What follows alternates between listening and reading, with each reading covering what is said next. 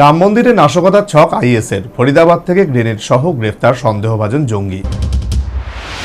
অযোধ্যায় রাম মন্দিরে নাশকতার ছক জঙ্গি সংগঠন ইসলামিক স্টেটের। মন্দিরে হামলা ষড়যন্ত্রে যুক্ত থাকার অভিযোগে ফরিদাবাদ থেকে সন্দেহভাজন এক জঙ্গিকে গ্রেফতার করল গুজরাট ও হরিয়ানার এসটিএফ এর যৌথ বাহিনী। 19 বছর বয়সী সন্দেহভাজন ওই জঙ্গির নাম আব্দুল রহমান। অভিযুক্তের কাছ থেকে দুটি হ্যান্ড গ্রেনেড বাজেয়াপ্ত করেছে তদন্তকারীরা। অভিযুক্তের মোবাইল ফোন থেকে দেশের একাধিক ধর্মীয় স্থানের ছবি এবং ভিডিও পেয়েছে পুলিশ। জানা গিয়েছে, রাম মন্দিরে বিস্ফোরণ ঘটাতে একাধিকবার সেখানে রেকিও করে অভিযুক্ত। সম্প্রতি দিল্লি যাওয়ার নাম করে ট্রেনে ফরিদাবাদে যায় রহমান। সেখানে শঙ্কর নাম নিয়ে এক হোটেলে ওঠে।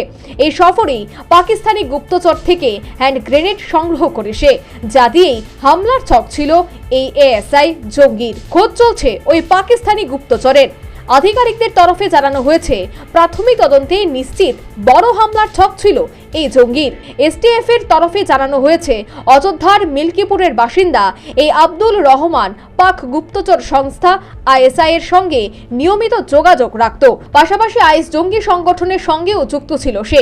গ্রেফতারের পর জিজ্ঞাসাবাদ চলাকালীন তদন্তকারীদের অভিযুক্ত জানিয়েছে, অযোধ্যার রাম মন্দির এবং গুজরাটের সোমনাথ মন্দিরে বিস্ফোরণ ঘটানোর ছক ছিল তার। এসটিএফ এর পাশাপাশি অভিযুক্তকে জিজ্ঞাসাবাদ শুরু করেছে এনআইএ ও আইবি। তদন্তে জানা গিয়েছে, মাদ্রাসার 10ম শ্রেণী পর্যন্ত পড়াশোনা করেছে রহমান।